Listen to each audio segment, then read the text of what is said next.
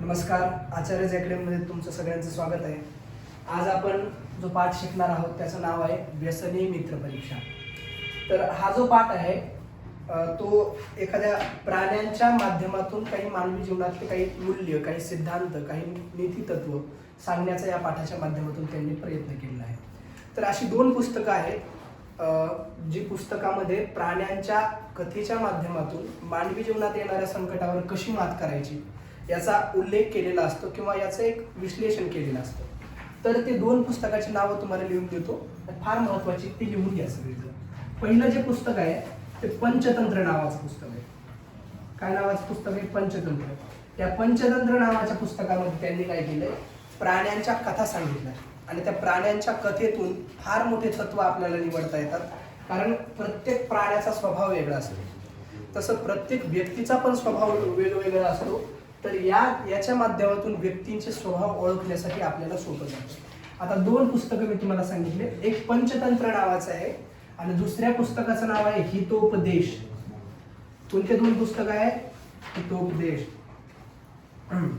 हितोपदेश जे आहे ते नारायण पंडित यांचं आहे, त्याचे लेखक आहेत. कारण जे पुस्तक आपण वाचतो त्याचे लेखक पण माहिती असणं गरजेचं आहे, नारायण पंडित.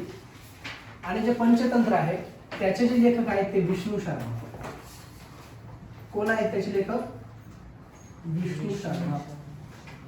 तर तुम्ही अनेकदा लहानपणी तुम्ही प्राण्यांच्या कथा ऐकल्या असतील, आजीकडून, आजोबाकडनं किंवा आई वडिलांकडनं तुम्ही कथा ऐकल्या असतील. तर त्या कथेमध्ये काही काही मूल्य दडलेले असतात, काही काही सिद्धांत दडलेले असतात, ते आपल्या जीवनासाठी उपयोगी पडतात. तर आता हे पंचतंत्र नावाचं एक पुस्तक आहे जे विष्णू शर्मांनी लिहिलंय. त्याच्यात पण अशाच पद्धतीचे प्राण्यांच्या माध्यमातून कथा सांगितलेल्या आहेत आणि कथेच्या माध्यमातून मूल्य सांगितलेले आहेत आणि हितोपदेश सुद्धा त्याच प्रकारे आहे. तर हा जो आजचा आपला पाठ आहे, पाठ क्रमांक 2, तो या पुस्तकातून निवडलेला आहे. कोणत्या पुस्तकातलं? हितोपदेश या पुस्तकातलं निवडलेला आहे. आता त्याचे थोडंसं मी डिस्क्रिप्शन सांगतोय त्या पाठाचं, लक्षात घ्या. हितोपदेशात स्वीकृता एषा कथा, म्हणजे काय, ही जी कथा आहे आज जे आपण शिकणार आहोत ही कथा हितोपदेश नावाच्या पुस्तकातून स्वीकारलेली आहे. ठीक आहे. आता हितोपदेशस्य कर्ता नारायण पंडित, मला लिहून दिले पहा. हितोपदेशाचा कर्ता कोण आहे? कर्ता म्हणजे लेखक. ठीक आहे. आता हितोपदेशस्य 4 विभाग. या हितोपदेश नावाचं जो, आता याचे 5 प्रकारचे तंत्र आहेत. याचे पंचतंत्र आहे, नावातच 5 शब्द आहे ऐकलं, त्याचे 5 तंत्र आहेत. पण याच्यामध्ये तंत्र म्हणजे काय? तंत्र म्हणजे टेक्निक. तंत्र म्हणजे काय? टेक्निक. म्हणजे तुम्हाला एखादी गोष्ट करायची तर तुम्ही नुसती मेहनतीने ती करू शकत नाही, त्याच्यासाठी थोडीशी टेक्निक असणं गरजेचं आहे. टेक्निक जर असेल तर मोठं काम अगदी कमी वेळात होतं, जास्तीत जास्त मोठं काम. आता मला सांगा, एखादा इथे एक दगड आहे, आपल्याजवळ एक दगड आहे आणि तो आपण सगळे विद्यार्थी मिळून जर फोडायला लागलो तर आपल्याच्याने फुटतो का तो? नाही. पण जो पाथरबाज असतो, दगड फोडणारा असतो, तो काही घेत नाही, तो एक छोटासा घन घेतो आणि नेमकं मधोमध त्याला माहिती असतं कुठं मारल्यानंतर त्याला त्यातली टेक्निक माहिती असते. तर मी काय सांगतो तुम्हाला, टेक्निक जर असेल तर मोठ्यात मोठं काम कमी वेळामध्ये होतं. तसं तुमच्या जीवनामध्ये या 4 टेक्निक जर असतील तर तुमच्या जीवनात सुद्धा खूप काही गोष्टी, आणि याचा उपयोग राजकारणामध्ये फार केला जातो. हे जे 2 पुस्तकं आहेत ना, कुठल्याही राजकारणी माणसाला विचारा तुम्ही, त्याला या 2 पुस्तकं वाचले नाहीत असा राजकारणी माणूस या जगामध्ये मला तरी वाटतं नसू शकतो. कारण याच्यामध्ये पूर्ण राजकारण आहे. त्यांनी माणसाने कसं वागावं, कोणत्या माणसाचा कसा सामना करावा, कुणामध्ये कसं भेद पाडावा. आता जे फुटाफूट पाडणं चालू आहे ना, तर ते फुटाफूट पाडणं सुद्धा याच्यामध्ये. तर ते 4 प्रकार कोणते आहेत, 4 टेक्निक कोणते आहेत ते पहा. एक मित्रलाभ, त्याचं तुम्हाला जास्त काही घेणं देणं नाही, पण तुम्हाला फक्त लिहून देतो. मित्रलाभ एक टेक्निक. दुसरी जी टेक्निक आहे, दुसरी टेक्निक आहे सुहृद भेद. सुहृद भेद. तिसरी जी टेक्निक आहे ती विग्रह. विग्रह. चौथी जी टेक्निक आहे ती संधी. संधी. आता हे जे शब्द आहेत या शब्दाचे तुम्हाला अर्थ थोडे थोडे कळाले असतील. मित्रलाभ म्हणजे काय? मित्रलाभ म्हणजे माणसाने जीवनामध्ये मित्र मिळवले पाहिजे, बरोबर आहे का नाही? कारण एकटा जर माणूस असेल तर तो कुठल्या संकटाला तोंड देऊ शकतो का? नाही. तर त्याच्यासाठी मित्रलाभ म्हणजे मित्र जोडले पाहिजे. आता एक देश आहे, ज्या देशाला दुसऱ्या देशाची मित्रता आहे तोच देश सक्षम असतो. म्हणजे हे युनिव्हर्सल नियम आहे, हे काय नुसतं आपल्यापुरते नाही. एक देशाने दुसऱ्या देशाशी मित्रता केल्याच्या नंतर तो देश बलवान असतो. समजा भारताने जर अमेरिकेशी मित्रता केली तर भारताकडे दुसऱ्या कुठल्या कोणाची पाहण्याची हिंमत होत नाही. तर सुहृद भेद म्हणजे काय? सुहृद म्हणजे एकदम जवळचा नातेवाईक. जवळच्या नातेवाईकातलं सुद्धा तुम्हाला ओळखता आलं पाहिजे कोण आपलं आहे कोण परक आहे. लक्षात आलं? सुहृद भेद म्हणजे काय? ओळखणं, नातेवाईकांना कोण आपलं कोण परक ओळखणं. विग्रह म्हणजे काय? ज्यावेळेस आपल्यापेक्षा मोठा शत्रू असतो ना, आपल्यापेक्षा ज्यावेळेस मोठा शत्रू असतो त्याला आपण युद्धाने हरू शकत नाही. युद्धाने त्याला हरू शकत नाही कारण शक्तीनं तो आपल्यापेक्षा श्रेष्ठ आहे. मग अशा वेळी त्या बलवान शत्रूमध्ये त्याचा शत्रू कोण आहे किंवा त्याच्या विरोधात कोण आहे किंवा त्याचा जो मित्र आहे त्या दोघांमध्ये फूट पाडणं याचं नाव काय आहे? विग्रह. लक्षात आलं? त्या दोघांमध्ये फूट पाडणं. आणि संधी म्हणजे काय? संधी म्हणजे ज्यावेळेस सगळेच उपाय बंद होतात, सगळे उपाय संपतात, त्यावेळेस आपण एखादा कॉम्प्रोमाइज करतो. कॉम्प्रोमाइज म्हणजे काय? संधी. लक्षात आलं? तर या 4 टेक्निक आहेत कशाच्या? मानवी जीवनामध्ये येणाऱ्या अडचणीवर मात करण्याच्या. लक्षात आलं? लिहून घ्या आणि याचा अर्थ पण तुम्हाला माहिती असणं गरजेचं आहे. आता आपण पुस्तकाकडे आपल्या पाठाकडे वळू. अस्मिन् ग्रंथे पशुपक्षिणां कथा माध्यमेन नीतिवचनानि बोधितानि. मी तुम्हाला सांगितलं की या कथेच्या माध्यमातून, पशुपक्ष्यांच्या कथेच्या माध्यमातून काही नीतिवचनं सांगितली गेलेली आहेत. आता पहा, कथा फार सुंदर आहे. एकदा तुम्हाला कथेचं संपूर्ण सारांश सांगतो. या कथेमध्ये 3 पार्ट आहेत, 3 ते 4 पार्ट आहेत. पहिलं जे पार्ट आहे, पहिलं पार्ट आहे काकह. काकह म्हणजे कावळा. त्याचं नाव असतं एकाक्ष. त्याचं नाव काय असतं? आणि त्याचा जो मित्र आहे तो मृगः. मृगः म्हणजे हरिण. त्या मृगाचं नाव असतं चित्रांग. लक्षात आलं? आता यातला जो विलन पार्ट आहे, विलन पार्ट म्हणजे काय? जो खलनायक आहे तो कोण आहे? जो खलनायक आहे तो आहे जंबुकह. जंबुकह म्हणजे कोल्हा. त्या कोल्ह्याचं नाव आहे क्षुद्रबुद्धी. क्षुद्रबुद्धी काय नाव आहे त्याचं? क्षुद्रबुद्धी. आणि एक क्षेत्रपती म्हणून आहे. क्षेत्रपती म्हणजे काय? शेतीचा मालक. त्याचं नाव दिलेलं नाही. आता फक्त या 4 पार्ट मध्ये ही पूर्ण कथा आहे. या 4 पार्टच्या भोवती ही संपूर्ण कथा फिरते. तर तुम्हाला एक सांगतो, याची पूर्ण कथा एकदा तुम्हाला सोप्या भाषेत सांगतो म्हणजे तुम्हाला शब्दार्थ सांगणं जास्त कठीण जाणार नाही. तर हे जे दोघं आहेत ना, कावळा आणि हरिण, हे दोघं जण अत्यंत जवळचे मित्र होते. अत्यंत जवळचे घनिष्ठ मित्र होते. पण एक दिवस काय झालं, हरिण एकटं फिरत होतो कुठंतरी आणि फिरत असताना या कोल्ह्याची नजर त्याच्यावर पडली. हा जो कोल्हा आहे ना, जंबूक म्हणजे काय? जंबूक म्हणजे कोल्हा. आणि तुम्ही ऐकलं असेल कोल्हा हा धूर्त प्राणी आहे. कोल्हा हा बुद्धिमान प्राणी आहे आणि पुन्हा धूर्त आहे. लक्षात आलं? तर या कोल्ह्याची नजर या हरणावरती पडली आणि त्याला वाटलं अरे या हरणाचं मांस आपल्याला खायला मिळावं. ठीक आहे, मेजवानी आपल्याला प्राप्त व्हावी. पण हा डायरेक्ट त्याच्यावरती हल्ला करू शकत नाही कारण याच्यामध्ये तेवढं सामर्थ्य नाही की तो स्वतः त्याला मारू शकतो. मग तो काय करतो? पहिल्यांदा त्याच्याशी मित्रता करण्याचा प्रयत्न करतो. पहिल्यांदा त्याच्याशी यातले राजकारणात येतं तो लक्षात घ्या. आता याला मारायचंय. लक्षात आलं? पण हा त्याला डायरेक्ट मारण्याविषयी बोलत नाही तर त्याच्याशी मित्रता करतोय. मग मित्रता करतो. हा त्याला समजून सांगतो, अरे हरणाला समजून सांगतो त्याच्याशी मित्रता करू नको.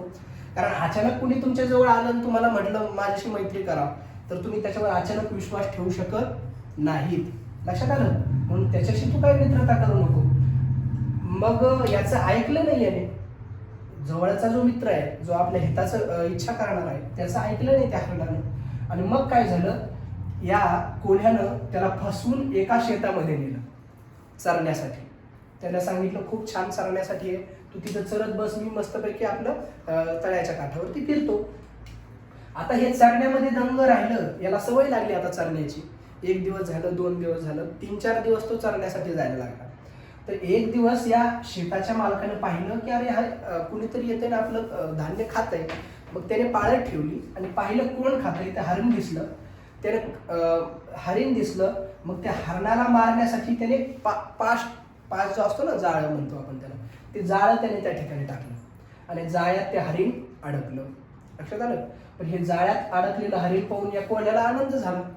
आता हे अडकलेलं हरिण, तो जो मालक आहे तो याला मारणार, सोडून निघून जाणार. ठीक आहे. मग आपल्याला हे आयतं खायला मिळणार. तर मग काय होतं, ह्या अडकलेला पाहून संध्याकाळपर्यंत घरी आला नाही म्हणून हा कावळा काय करतो, त्याला शोधण्यासाठी इकडे तिकडे फिरतो. तर त्याला अडकलेल्या अवस्थेत तो तिथं पडलेला दिसतो. मग काय होतं, कावळा काय करतो, कावळा त्याला एक युक्ती देतो. युक्ती म्हणजे काय, टेक्निक. कावळा काय देतो, त्याला टेक्निक देतो. तू काय कर, थोडंसं मेल्याचं नाटक कर, सोंगी. म्हणजे काय, मी मेलोय असं दाखव समोर. म्हणजे जो क्षेत्रपती मालक आहे सगळ्यांना असं वाटलं पाहिजे तू मेलाय, थोडंसं बोट फुगव वगैरे असं सांगितलं. तर मग त्याने तसं केलं. आता मेलेलं पाहिल्याच्या नंतर तो जो मालक होता तो मालक आला जवळ आणि त्याला सोडलं. कारण आता मेलंय म्हटल्याच्या नंतर त्याला बांधून ठेवण्यात काही अर्थ राहिला नाही. मग त्याने त्याला सोडलं आणि जसं सोडलं तसं ते हरिण पळून गेलं. हरिण पळाल्याच्या नंतर त्या मालकानं काठी फेकून मारली हरणाला मारण्यासाठी. पण ती काठी योगायोगानं या कोल्ह्याला लागली.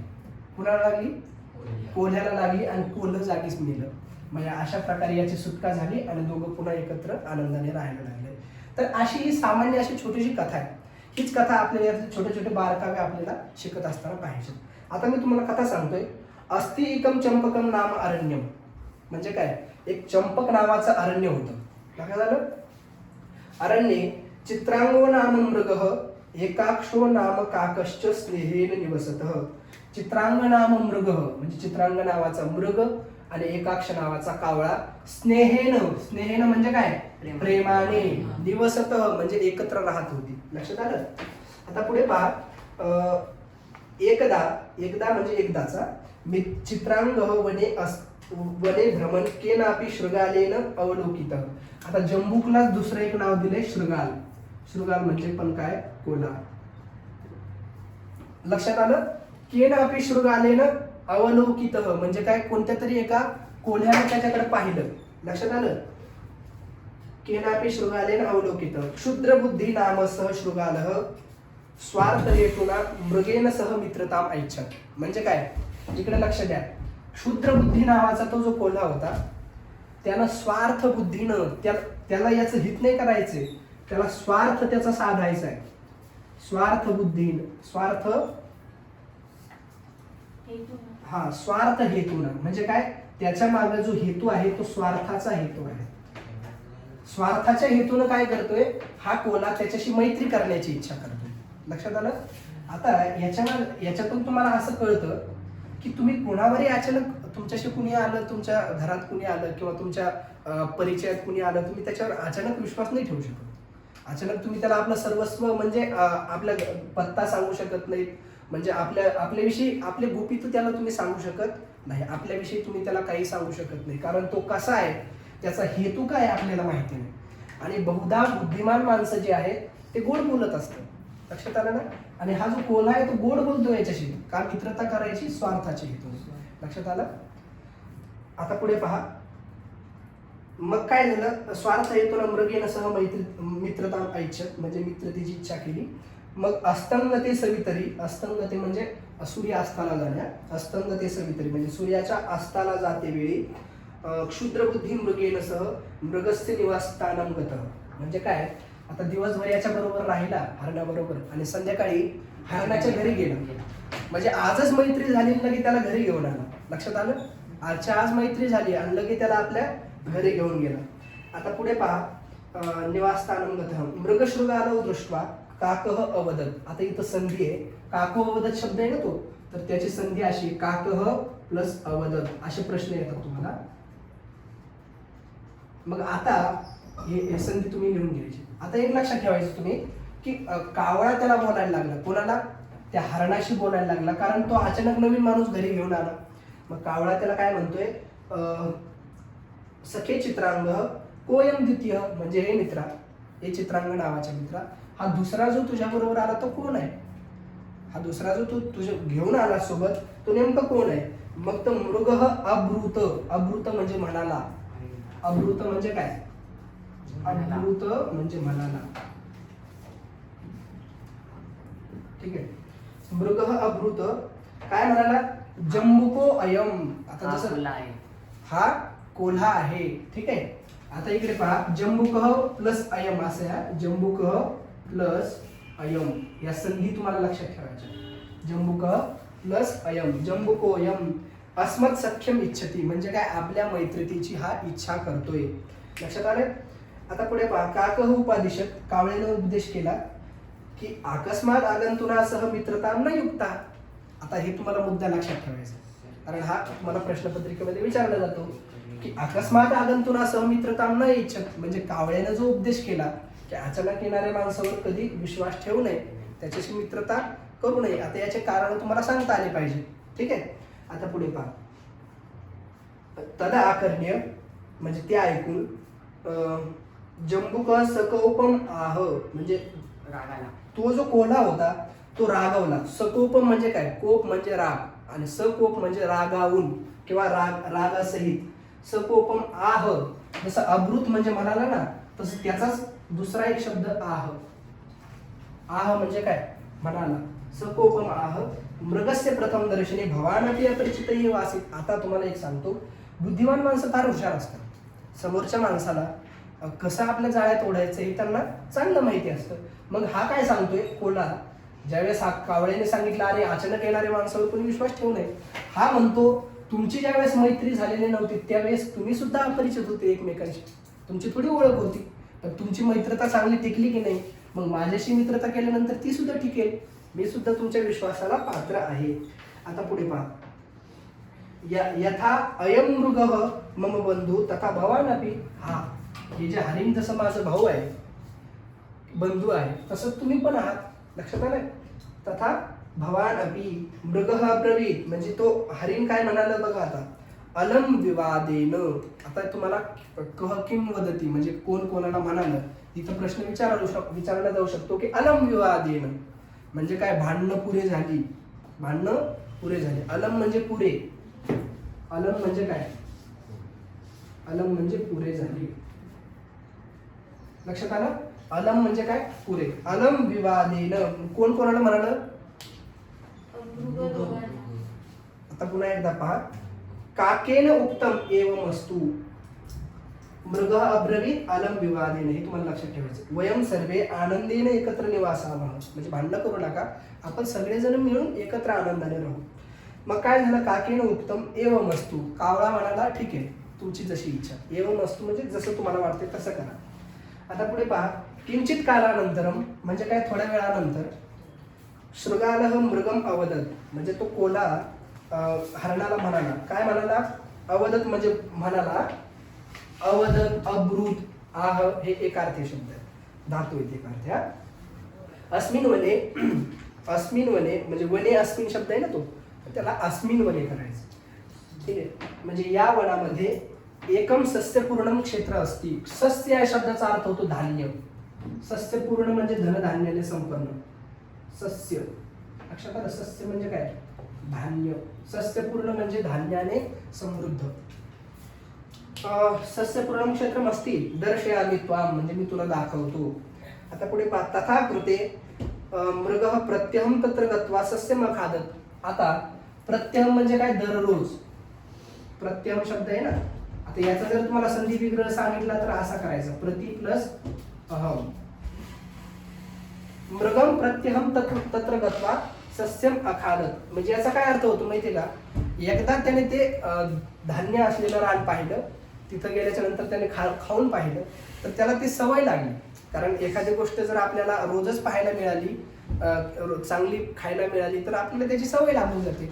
मग ते हरिण रोजच त्या रानामध्ये चरण्यासाठी जायला लागलं. लक्षात आलं. प्रत्यहम तत्र गत्वा, गत्वा म्हणजे जाऊन. आता त्वांत अव्यय जर विचारलं तर तुम्हाला कोणतं लिहायचंय, लक्षात आलं, त्वांत अव्यय. गत्वा, गत्वा म्हणजे जाऊन. सस्यम अखादत म्हणजे धान्य खाऊ लागला. आता तदृष्ट्वा एकस्मिन दिने क्षेत्रपतीला पाशर योजित म्हणजे काय, ते पाहून. दृष्ट्वा सुद्धा त्वांत अव्यय. तदृष्ट्वा एकस्मिन दिने म्हणजे एका दिवशी, एका दिवशी क्षेत्रपतीना पाश योजित म्हणजे काय, एका दिवशी त्या मालकानं त्याच्यासाठी एक जाळं विणलं. लक्षात आलं, एक नेट, एक जाळं विणलं. कोणासाठी, हरणाला अडकवण्यासाठी एक जाळ विणलं. तत्र आगतः मृग पाशेर बद्ध. तिथं आल्याच्या नंतर तो जो हरिण होतं तो त्या पाशामध्ये अडकलं किंवा बंधनात सापडलं, बांधलं गेलं. पाशैही प्लस बद्ध असं आहे. पाशैही प्लस बद्ध. जिथं जिथं संधी विग्रहाचा गरज आहे तिथे मी तुम्हाला सांगतो. पाशैही बद्ध. आता पुढे पहा. पाशैही बद्ध स अचिंतयत म्हणजे तो विचार करायला लागला. इदानीं मित्राणि एव शरणं मम. म्हणजे काय, आता मी संकटात सापडलोय, आता मी अडकलोय. अडकल्याच्या नंतर तुम्हाला कोण आठवतं? तुमचे ज्याच्याशी रिलेशन आहे, तुमचं ज्याच्याशी नातं जोडलेलं आहे. म्हणजे काय, तुमचा जो मित्र आहे तो तुम्हाला संकटात आठवतो की नाही? पण आपल्या टायटलच काय, व्यसन या शब्दाचा अर्थ संकट आहे बरं का. व्यसन म्हणजे ते व्यसन नाही स्मोकिंग वगैरे. आणि मित्र परीक्षा म्हणजे काय, मित्राची ओळख ही संकटात होते. मग तो आता संकटात सापडलेला आहे. आता मग संकटात सापडल्याच्या नंतर तो मित्राला शरण जाणार ना. तो विचार करतो की आता मी मित्राला शरण जातो. तर मग काय झालं, दुरात तत्पश्यन जंबुकः मनसी आनंदित. आता तो कोल्हा जो होता ना तो लांब उभा होता. आता अशा प्रकारे हे जे हरिण आहे ते अडकलेलं पाहिलं आणि त्याच्या मनासारखं झालं. कारण त्याची तीच इच्छा होती, त्याच स्वार्थाच्या हेतूने तो त्याला तिथे घेऊन आला होता. मग त्याची जी युक्ती होती ती सफल झाली. याचा त्याला एक आसुरी आनंद तयार झाला. लक्षात आलं ना? अशी तुम्हाला हजारो माणसं या जगामध्ये भेटतील. म्हणजे काय, दुसऱ्याला अडकवून, दुसऱ्याला त्रास देऊन स्वतः आनंदी होतात. याला आसुरी आनंद म्हणतात. आता याला अडकवलंय, गरीब आहे. हरिण म्हणजे काय, अगदी भित्र असतं, अशक्त असतं, जास्त त्याच्यामध्ये ताकद नसते, अगदी भिणारं असतं. लक्षात आलं? म्हणजे असे जे अशक्त माणसं आहेत, गरीब माणसं आहेत, यांचा फायदा काही माणसं उचलतात. लक्षात आलं? असे त्याच्यातून तत्व निवडायचे असतात. आता पुढे लक्षात घ्या. मग मनात तो आनंदित झाला आणि सो अचिंतयत त्याचं कसं विश्लेषण करणार? सह प्लस अचिंतयत. सह म्हणजे तो आणि अचिंतयत म्हणजे विचार करायला लागला. त्याने चिंतन केलं किंवा विचार केला. काय विचार केला? फलितम मे मनोरथम. फलितम मे मनोरथम म्हणजे काय, माझं जे मनोरथ होतं, माझी जी इच्छा होती ती फळाला आली. फलितम मे म्हणजे काय, पूर्ण झाली. लक्षात आलं? आता पुढे पहा. इदानीं प्रभूतम भोजनम प्राप्स्यामि. इदानीं म्हणजे काय, आता. इदानीं म्हणजे आता. लक्षात आलं? इदानीं प्रभूतम म्हणजे काय, प्रभूतम म्हणजे खूप काही, भरपूर म्हणजे काय, आता हे हरिण अडकलं, आता मला खूप काही जेवायला मिळणार आहे, खूप काही खायला मिळणार आहे. आणि पुढे पहा. मग काय झालं, दुरात तत्पश्यन जंबुकः. इदानीं प्रभूतम भोजनं प्राप्स्यामि मृगस्थं दृष्ट्वा अब्रवीत मित्र छिंदितावन मम बंधनम. म्हणजे काय, त्या हरणानं त्या कोल्ह्याकडे पाहून काय म्हटलं हरिण म्हणतंय, मित्रा, माझा जे बंधन आहे तू सोडण्यासाठी मला मदत कर. लक्षात आलं? काय म्हणते ते हरिण? लक्षात घ्या. मृगस्थं दृष्ट्वा अब्रवीत मित्र छिंदितावन मम बंधनम. म्हणजे काय, मित्रा, माझं जे बंधन आहे ते छिंदी या शब्दाचा अर्थ आहे छेदन कर किंवा तोड. छिंदी म्हणजे काय? आता हा प्रश्न तुम्हाला विचारला जातो, याचा लकार ओळखा म्हणून विचारला जातो. तर हा जो लकार आहे तो लोट लकार आहे. कोणता लकार? लोट लकार. लिहून घ्या. लोट लकार, मध्यम पुरुष, एक वचन. पण तुम्हाला परीक्षेत फक्त लकार ओळखायचा असतो, एवढं जरी आलं तरी भरपूर आहे. छिंदी काय आहे? लोट लकार, मध्यम पुरुष आणि एक वचन. लक्षात आलं? आता पुढे पहा काय होते. त्रायस्व माम. त्रायस्व म्हणजे काय? त्रायस्व म्हणजे रक्षण कर. त्रायस्व म्हणजे काय? रक्षण कर. त्रायस्व म्हणजे काय? रक्षण कर. कुणाचं रक्षण कर? माम त्रायस्व म्हणजे माझं रक्षण कर. मला याच्यातून तार किंवा मला याच्यातून सोडव. लक्षात आलं? आता पुढे पहा, जम्बुको दूरतो अवदत म्हणजे काय, दुराद एव अवदत म्हणजे काय, तो जो कोल्हा होता तो लांबूनच बोलला. काय बोलला, मित्र दृढोयम बंध, दृढोयम बंध म्हणजे तुझं जे, मी सोडलं असतं तुला, पण तुझं जे बंधन आहे ना, जे तुला ज्याच्यात बांधलंय ते फार मजबूत आहे, ते तोडण्यासाठी मी समर्थ नाही. आता याचा एक विग्रह घ्या, दृढ प्लस अयम.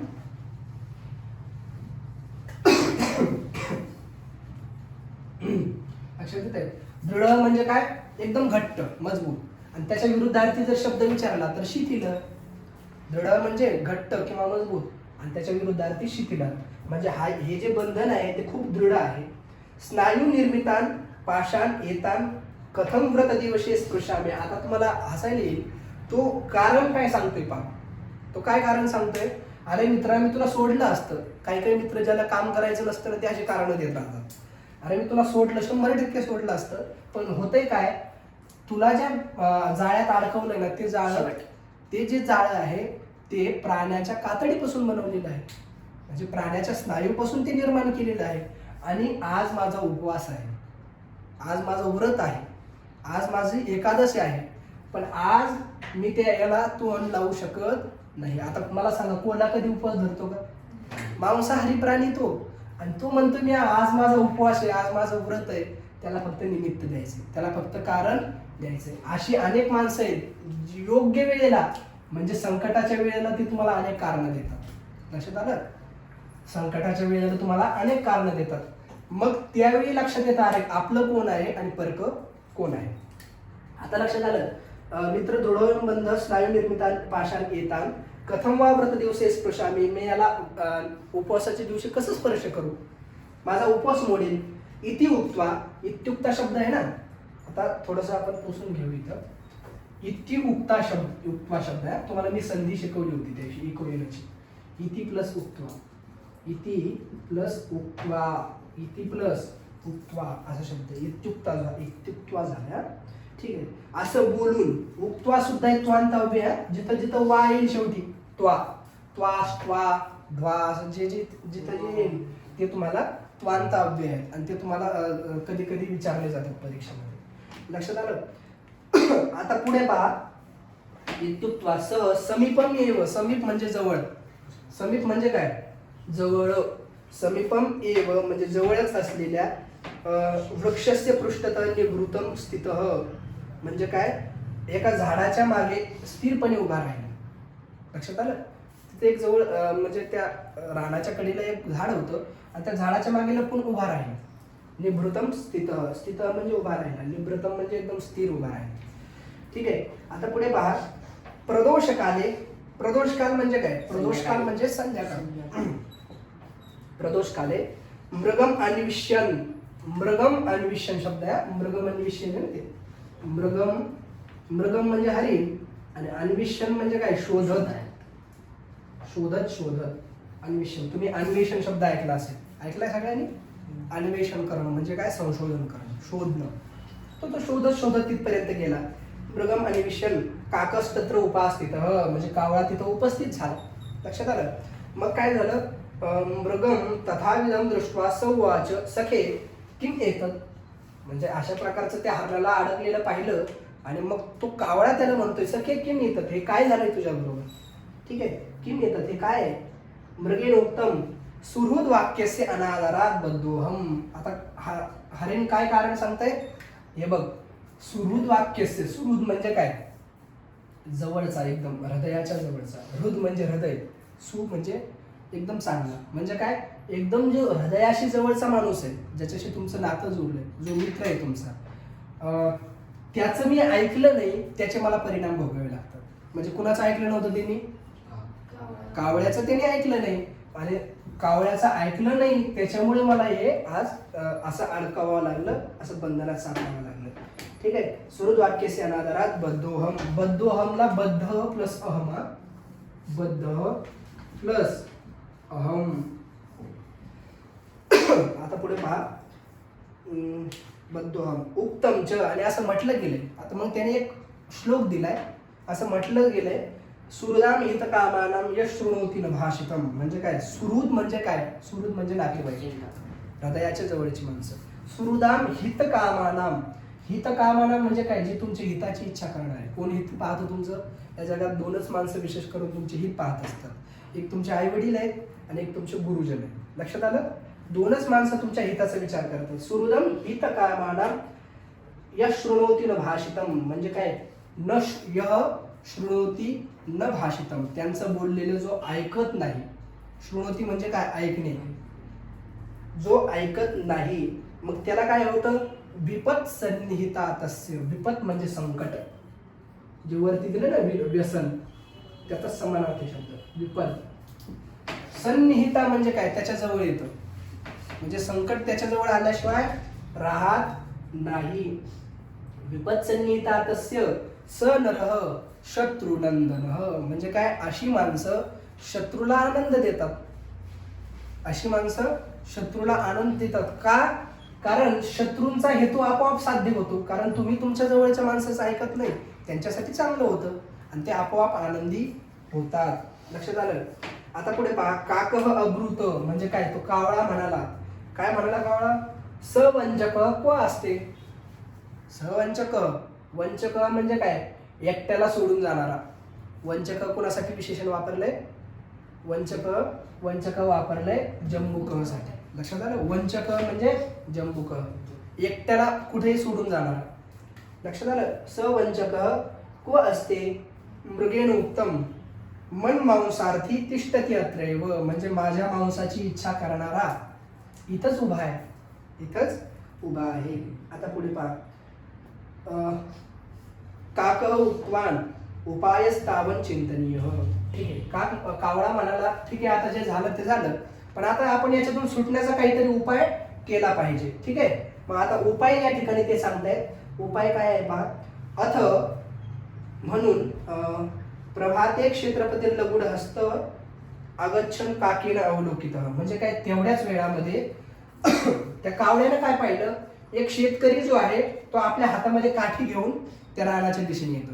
क्षेत्रपती लगुड हस्त, लगुड हस्त म्हणजे काय? काठी हातामध्ये घेऊन. लगुड म्हणजे लाकूड. लगुड हस्त म्हणजे काय? काठी हातामध्ये घेऊन. कोण येत आहे? शेतकरी येतोय. मग या ठिकाणी बहुब्रीही समास आहे. बहुब्रीही समास आहे, हे लक्षात ठेवायचं फक्त. बहुब्रीही समास आहे. मग लाकूड हातात घेऊन येताना अवलोकित म्हणजे काकेनं अवलोकित, ते शब्द लक्षात ठेवायचा. काकेनं प्लस अवलोकित. काकेनं म्हणजे कुणी? कावळ्याने. अवलोकित म्हणजे पाहिले. काय पाहिलं कावळ्याने? की हातामध्ये काठी घेऊन शेतीचा मालक जो आहे, क्षेत्रपती आहे, तो इकडे चालत येत आहे. मग काय झालं?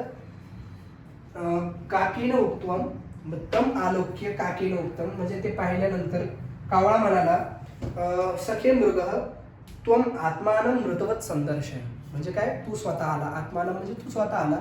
मृतवत म्हणजे मेलेल्या माणसासारखं दाखव. संदर्शय म्हणजे काय? दाखव. तू स्वतःला मेलेल्या माणसाप्रमाणे दाखव. मग काय? वातेन उदरम पूरयित्वा पादान स्तब्धीकृत्य तिष्ठ.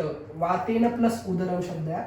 वात म्हणजे वारा, म्हणजे वाऱ्याने पोट फुगव. वातेन प्लस उदरम. उदरम म्हणजे पोट.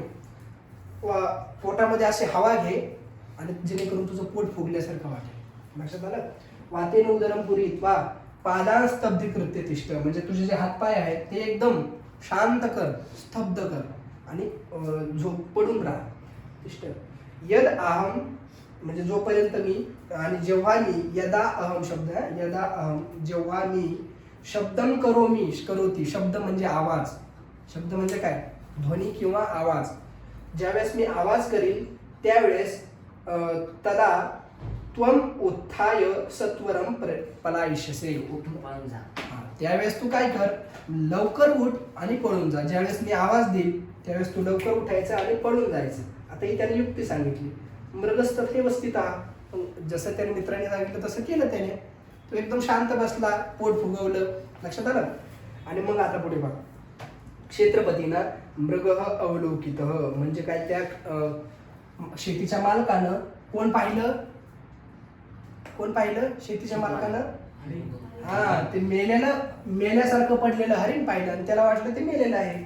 आता पुढे पहा, उक्तंच म्हणजे असं म्हटलं जातं की आ स्वयं मृतोसी, आणि तो म्हणाला, काय म्हणाला तो? अरे हा तर स्वतःच मेलाय. लक्षात आलं? अरे हा तर स्वतःच या ठिकाणी मरून पडलेला आहे. स्वयं मृतोसी समृगम बंधनात व्यमुंचत, म्हणजे काय? तो त्या हरणाला बंधनातून सोडता झाला. म्हणजे काय? त्यानं त्या हरणाला बंधनातून सोडवलं, कारण मेलेल्या गोष्टीला काय बांधून ठेवायचं ना. मग त्याने त्याला सोडलं. मग काय झालं? ततः म्हणजे त्यानंतर काक शब्दम श्रुत्वा, कावळ्याने आवाज केला, आणि कावळ्याचा आवाज ऐकल्याच्या नंतर मृग सत्वरम पलायितः, म्हणजे ते हरिण लवकरात लवकर तिथून पळून गेलं. आणि तम उद्दिश्य क्षेत्रपतीला क्षिप्तेन लगुडेन क्षुगालस्तावधतः, आणि त्या हरिण पळाल्यानंतर त्या हरणाला मारण्यासाठी त्याने काठी मारली, आणि ती काठी या झाडाच्या पलीकडे जे लपलेलं कोलं होतं ना, ते धूर्त कोलं, तर ती त्याला लागली आणि तेच मरून पडलं. म्हणजे दुसऱ्यासाठी जर तुम्ही खड्डा खांदायला गेला तर एक दिवस तुम्ही त्या खड्ड्यात पडल्याशिवाय राहत नाही. अशा बऱ्याच गोष्टी आपल्याला या पाठातून शिकायला मिळालेल्या आहेत. आता एक कथेप्रमाणे याला पाठ करा. लक्षात आलं? कारण ही फक्त नुसतं कथा ऐकून तुम्हाला सोडून द्यायची नाही, कारण मी तुम्हाला सांगितलंय पूर्णपणे आपल्या जीवनाशी निगडीत आहे. ठीक आहे? यातला एखादा जरी सिद्धांत तुमच्या जीवनात उपयोगी आला तरी हा जो पाठ आहे ते शिकल्याचं आपलं सार्थक झालं. आता याच्यावरचे जे प्रश्न आहेत ते प्रश्न कोण कोण सांगू शकते पहा बरं. पूर्ण वाक्यात उत्तर लिहा. पहिला प्रश्न विचारतोय मी, अरण्ये कौ निवसत स्म. कौ म्हणजे कोण दोघे? अगदी बरोबर. दुसरा जो प्रश्न आहे, काकः मित्रम उपादिशत, कावळ्याने मित्राला काय उपदेश केला?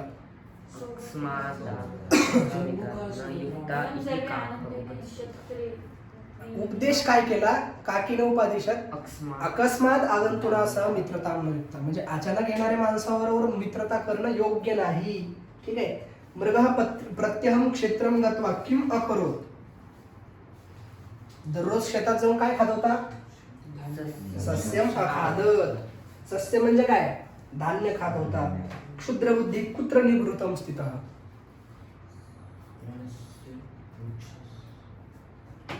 समीपम एव वृक्षस्य पृष्ठतः निवृत्तम स्थितः, म्हणजे जवळ असलेल्या एका झाडाच्या पाठीमागे.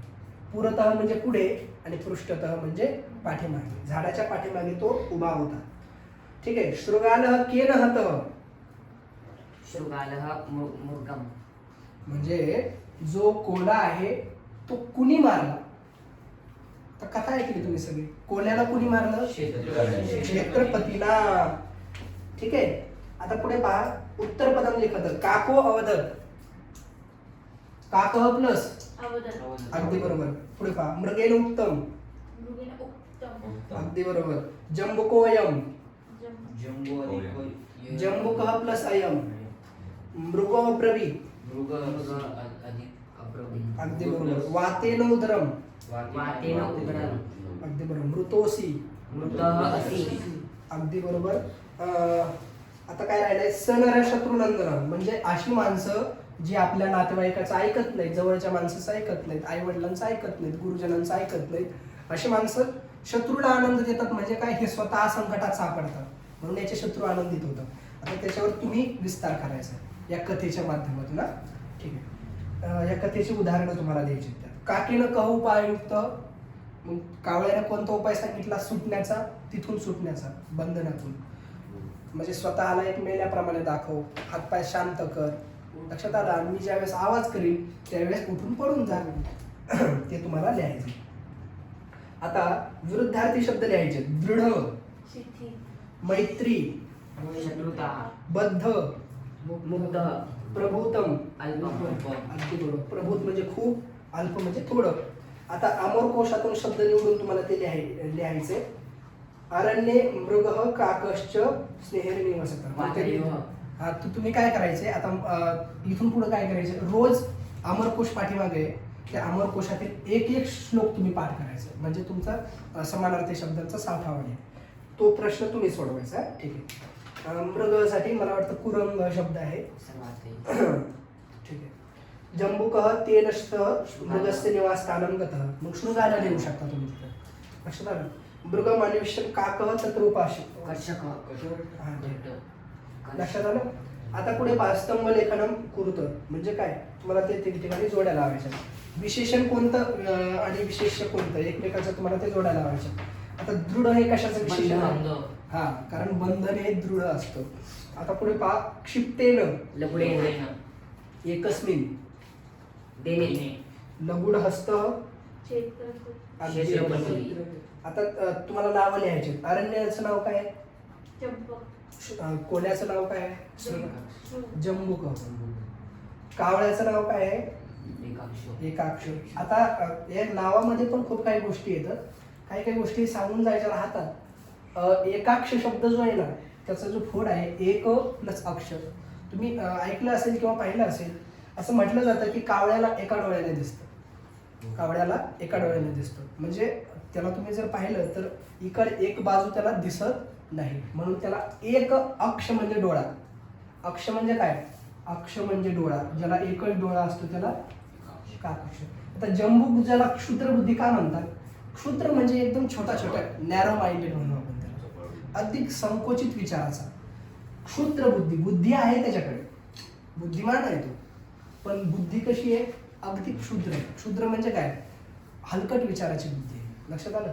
त्याला क्षुद्र बुद्धी म्हणतात. आणि चित्रांग, चित्र म्हणजे काय? रंगीत. अंग म्हणजे शरीर, ज्याचं रंगीत शरीर असतं तो चित्रांग. आता पुढे पहा, वक्ता संवाद मेल येतं म्हणजे काय? वक्त्यांचा संवाद तुम्हाला मिळवायचा. आता कोणतं वाक्य कुणाचं आहे ते तुम्ही सांगायचं. त्रायस्व माम हे कुणाचं वाक्य? हा, म्हणजे मला सोडव किंवा माझे रक्षण कर. दर्शयामि त्वाम म्हणजे मी तुला ते दाखवतो, ती जागा दाखवतो. लक्षात आलं. आता दृढोयम बंधन जंबुक अयम बंध दृढ, हे बंधन खूपच मजबूत आहे. छिंदी मम बंधनम. अगदी बरोबर. आता खालचं सांगा. अलम विवादेन म्हणजे भांडण. अगदी बरोबर. कोयम द्वितीय एवमस्तु अस्मत् सख्यम इच्छति. अजून काही प्रश्न आहेत का तुमच्या पुस्तकात? पहिले दोन मला पहिले झाला. कोणते प्रश्न? हा, सूचीनुसार कृती कुरुत ना, तेवढेच एक प्रश्न एक्स्ट्रा आहे ना. 2 नंबर. हा, कवकम वदती ते सांगा मला. अस्मिन वने एकम सस्यपूर्ण क्षेत्रम अस्ति. कोण कोणाला म्हणाल? म्हणजे या जंगलामध्ये एक धान्यानं भरपूर असं क्षेत्र आहे. कोण कोणाला म्हणाल? शृगालम. शृगालः मृगम वदती. अवदत.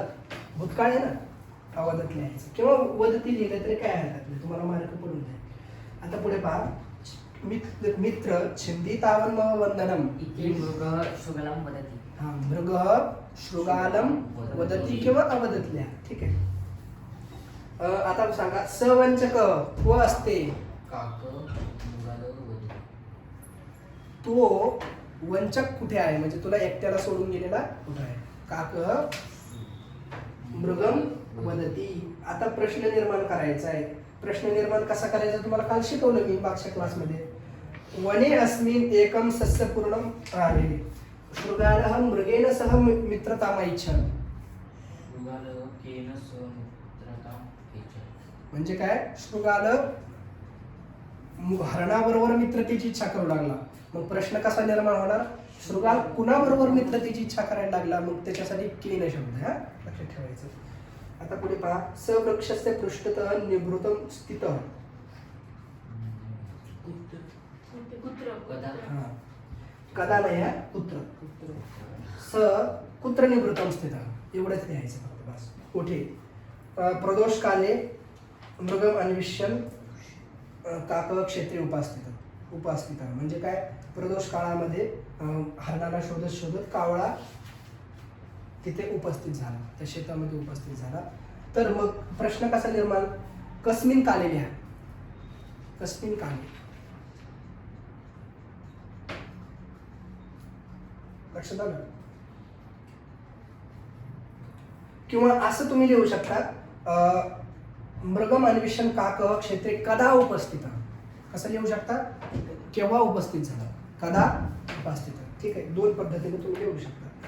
आता प्रश्न निर्माण कृत झाले. सूचीनुसार कृती कृत तिथे काय काय पहा.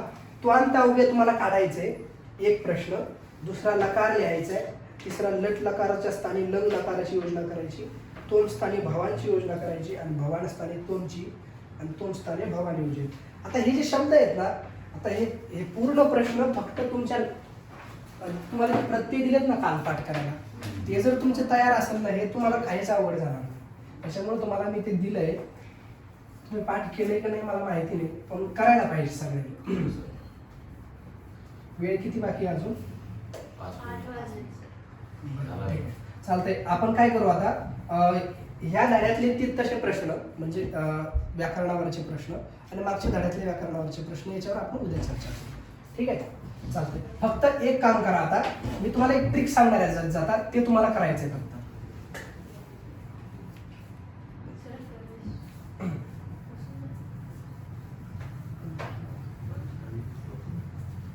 आता एक लक्षात घ्या, तुम्हाला काल प्रत्यय दिलेत मी पाठ करण्यासाठी, ती त आणि ती सी थ थ बहुमोल. आता एक जास्तीत जास्त काय करा, तो एक जो तक्ता आहे परस्मै पदाचा इकडच्या बाजूचा म्हणजे डाव्या बाजूचा, ती तह अंतिवाला, ती तह प्लस अंतिवाला, तो पूर्ण तक्ता व्यवस्थित पाठ करून घ्या. आणि तुमच्याकडे धातूचा संग्रह आहे का? धातू माहिती आहे तुम्हाला? काही क्रियापद माहिती आहे? तुमच्या पुस्तकातले क्रियापद निवडा, कुणाकडे धातू मला असेल त्यातून अर्थ काढा, आणि त्याचे रूप कसे होतात याचे कमीत कमी तुम्हाला 2 रूप तरी पाठ पाहिजे. समजा गमगच्छी धातू आहे, मी तुम्हाला तसं ग्रुपला पाठवून देतो. गमगच्छ म्हणजे काय, जाणीव. याचं रूप कसं होतं तुम्हाला सगळ्या लकारात चालवता आलं पाहिजे. आता ते लकाराचं तुम्हाला मी मराठीत अर्थ सांगतो. लट लकार म्हणजे वर्तमान काळ, हे लिहून घ्या पटापटा. वर्तमान काळ. लोट लकार नाही, लंग लकार म्हणजे भविष्यकाळ, सॉरी भूतकाळ, आणि लृट लकार म्हणजे भविष्यकाळ.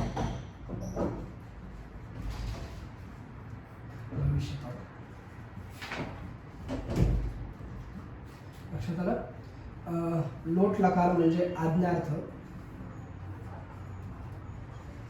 काळ म्हणतात. ज्यावेळेस आपण एखाद्याला आज्ञा देतो ना, कमांड देतो, त्यावेळेस आज्ञार्थ काळाचा प्रयोग केला जातो. आणि जो एक लिंग लकार आहे, लिंग लकार म्हणजे विद्यार्थ काळ म्हणतात त्याला. विधी, निमंत्रण, आमंत्रण या गोष्टींसाठी हा लिंग लकार वापरला जातो. तर तुमच्या पुस्तकामध्ये तुम्हाला या 5 वरती जास्त लक्ष द्यायचं. मग या काळातले तुम्हाला काय करायचे, परस्मै पदाचे तुम्हाला मी संध्याकाळी पाठवतो ग्रुपवरती, मी जे पाठवलं ते तुम्हाला पाठ करून द्यायचं. लक्षात आलं? त्याच्याशिवाय तुम्हाला ते येणार नाही. कळलं? चालतंय.